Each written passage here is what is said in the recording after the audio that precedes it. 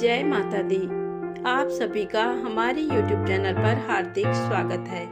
आज सुने पूर्णिमा व्रत की पौराणिक कथा। द्वापर युग में एक समय की बात है। यशोदा जी ने कृष्ण से कहा, हे कृष्ण, तुम सारे संसार के उत्पन्न करता, पोषक तथा उसके संहार करता हो। आज कोई ऐसा व्रत मुझसे कहो जिसके करने से मृत्यु लोक में स्त्रियों को विधवा होने का भय न रहे तथा ये व्रत सभी मनुष्यों की मनोकामनाएं पूर्ण करने वाला हो। श्री कृष्ण कहने लगे, हे माता, आपने अति सुंदर प्रश्न किया है। मैं आपसे ऐसे ही एक व्रत को सविस्तार कहता हूँ।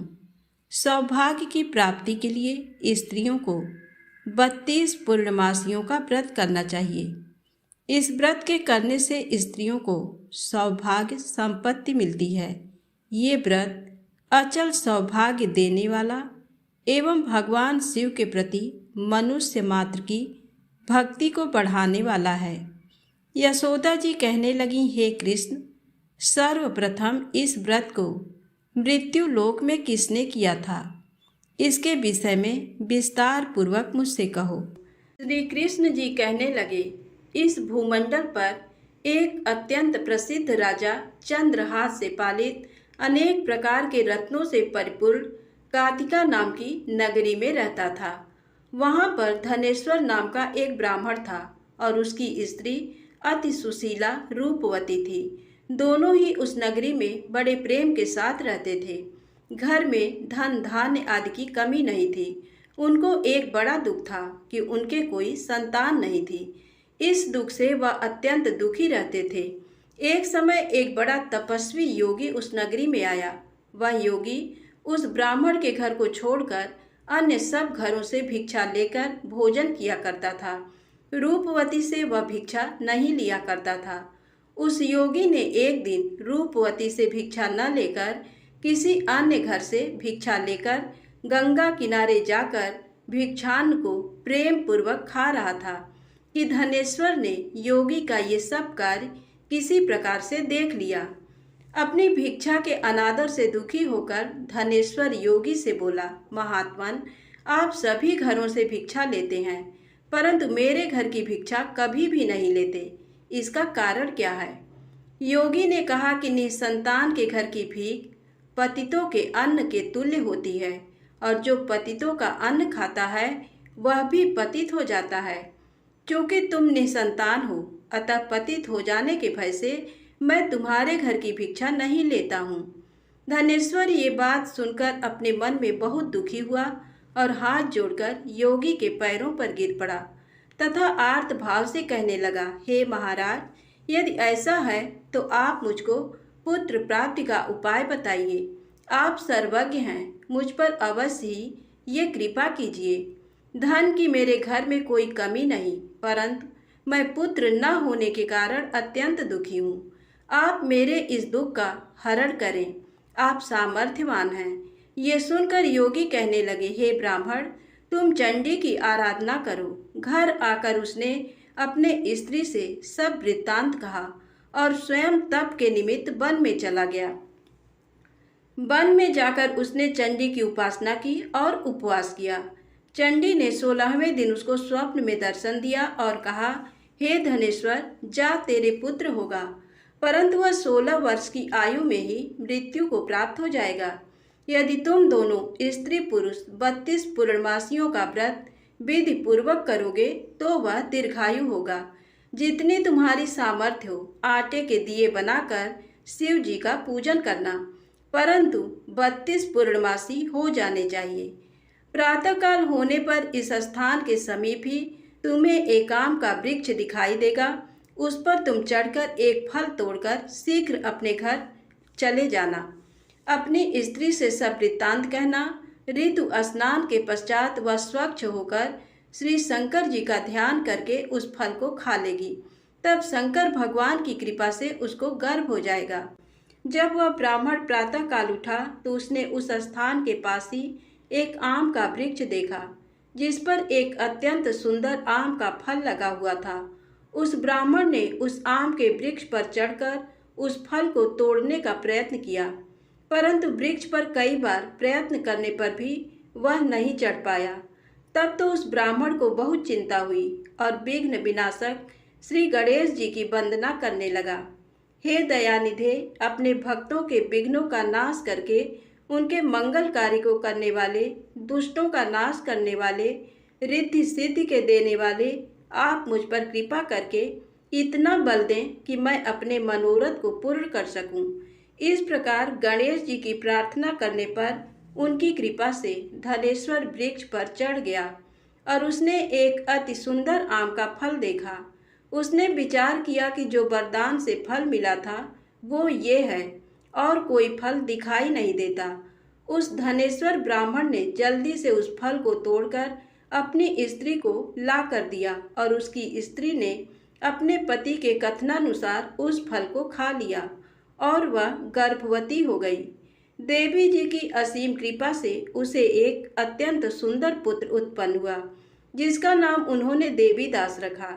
माता पिता के हर्ष और शोक के साथ वह बालक शुक्ल पक्ष के चंद्रमा की भांति अपने पिता के घर में बढ़ने लगा।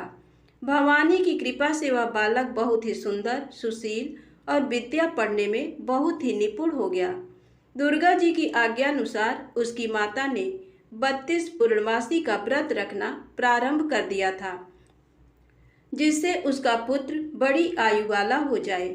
16वां वर्ष लगते ही देवीदास के माता पिता को बड़ी चिंता हो गई कि कहीं उनके पुत्र की इस वर्ष मृत्यु न हो जाए। इसलिए उन्होंने अपने मन में विचार किया कि यदि ये दुर्घटना उनके सामने हो गई तो वे कैसे सहन कर सकेंगे। अस्तु उन्होंने देवीदास के मामा को बुलाया और कहा कि हमारी इच्छा है कि देवीदास 1 वर्ष तक काशी में जाकर विद्या अध्ययन करे और उसको अकेला भी नहीं छोड़ना चाहिए, इसलिए साथ में तुम चले जाओ और 1 वर्ष के पश्चात इसको वापस लौटा लाना।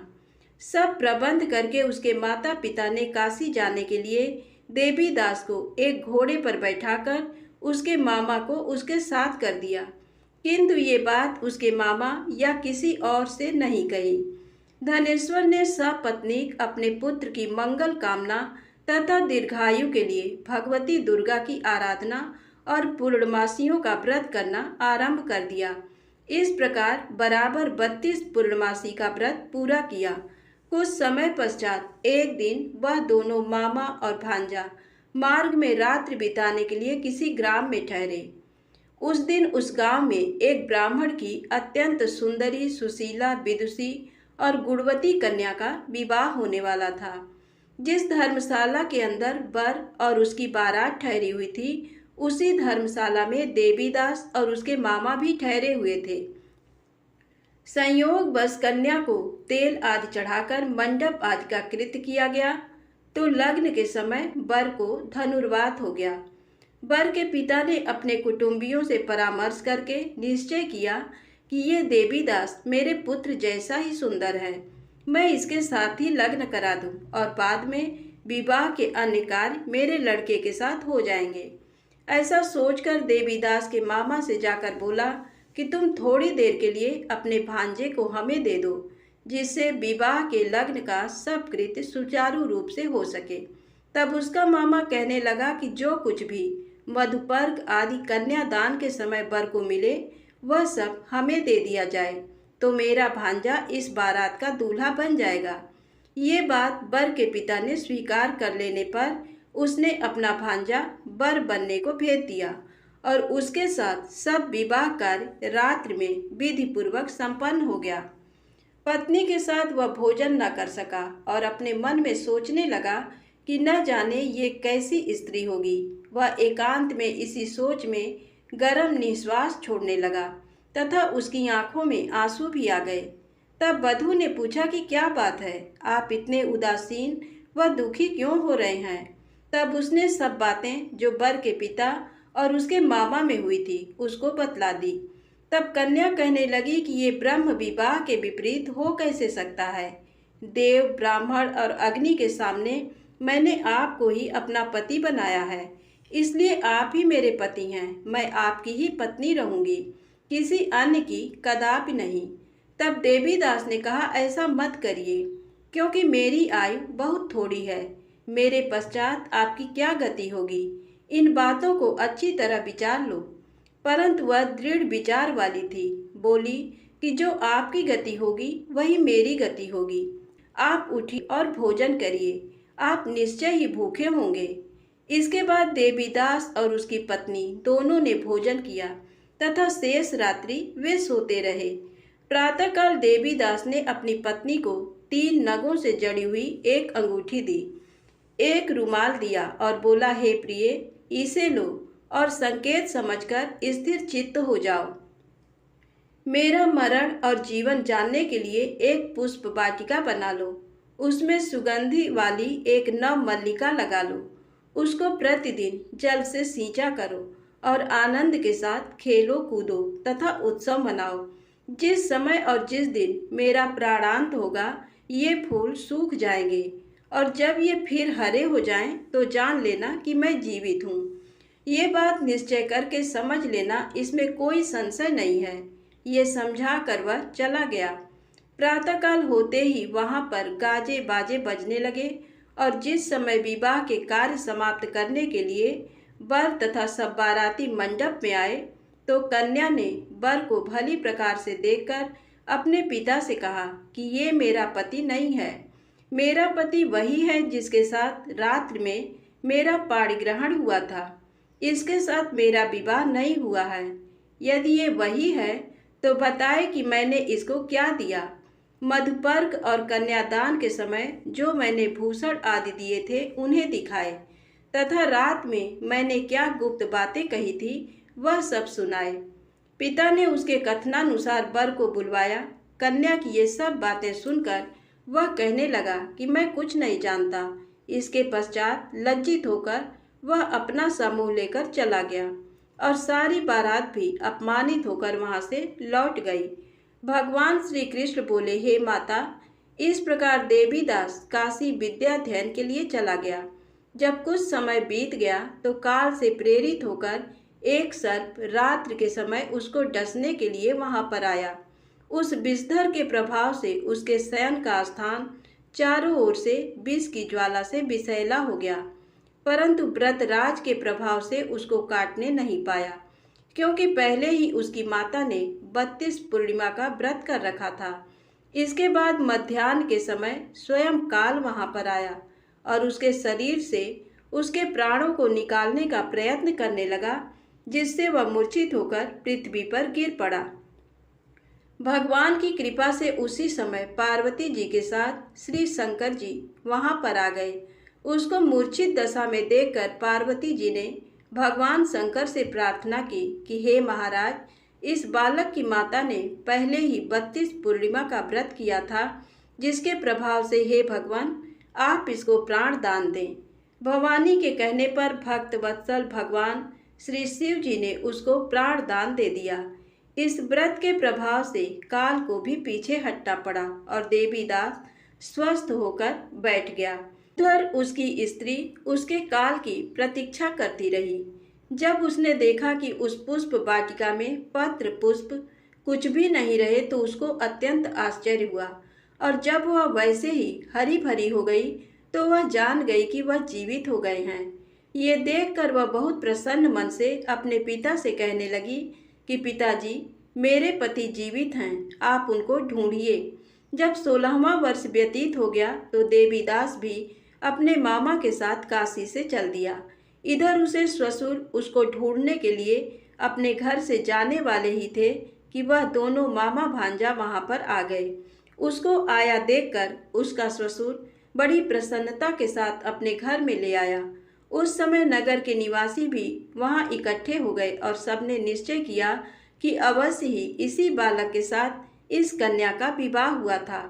उस बालक को जब कन्या ने देखा तो पहचान लिया और कहा कि ये तो वही है जो संकेत करके गया था। तदुपरांत सभी कहने लगे कि भला हुआ जो ये आ गया और सब नगर निवासियों ने आनंद मनाया। कुछ दिन बाद देवीदास अपनी पत्नी और मामा के साथ अपने ससुर के घर से बहुत सा उपहार आदि लेकर अपने घर के लिए प्रस्थान किया। जब वह अपने गांव के निकट आ गया तो कई लोगों ने उसको देखकर उसके माता पिता को पहले ही जाकर खबर दे दी कि तुम्हारा पुत्र देवीदास अपनी पत्नी और मामा के सहित आ रहा है। ऐसा समाचार सुनकर पहले तो उन्हें विश्वास ही नहीं हुआ, किंतु जब और लोगों ने भी आकर उनकी बात का समर्थन किया तो उनको बड़ा आश्चर्य हुआ। लेकिन थोड़ी देर में देवीदास ने आकर अपने माता पिता के चरणों में अपना सिर रखकर प्रणाम किया और उसकी पत्नी ने अपने सास ससुर के चरणों को स्पर्श किया तो माता पिता ने अपने पुत्र और पुत्र वधू को अपने हृदय से लगा लिया और दोनों की आंखों में प्रेमाश्रु बह चले। अपने पुत्र और पुत्र वधू के आने की खुशी में धनेश्वर ने बड़ा भारी उत्सव किया और ब्राह्मणों को भी बहुत सी दान दक्षिणा देकर प्रसन्न किया। श्री कृष्ण जी कहने लगे कि इस प्रकार धनेश्वर 32 पूर्णिमाओं के व्रत के प्रभाव से पुत्रवान हो गया। जो भी स्त्रियां इस व्रत को करती हैं वे जन्म जन्मांतर में वैधव्य का दुख नहीं भोगती और सदैव सौभाग्यवती रहती हैं। ये मेरा वचन है, इसमें कोई संदेह नहीं मानना। ये व्रत पुत्र पौत्रों को देने वाला तथा संपूर्ण मनोकामनाओं को पूर्ण करने वाला है। 32 पूर्णिमाओं के व्रत करने से व्रती की सभी इच्छाएं भगवान शिव जी की कृपा से पूर्ण हो जाती है। तो प्रेम से बोलें शंकर भगवान की जय हो।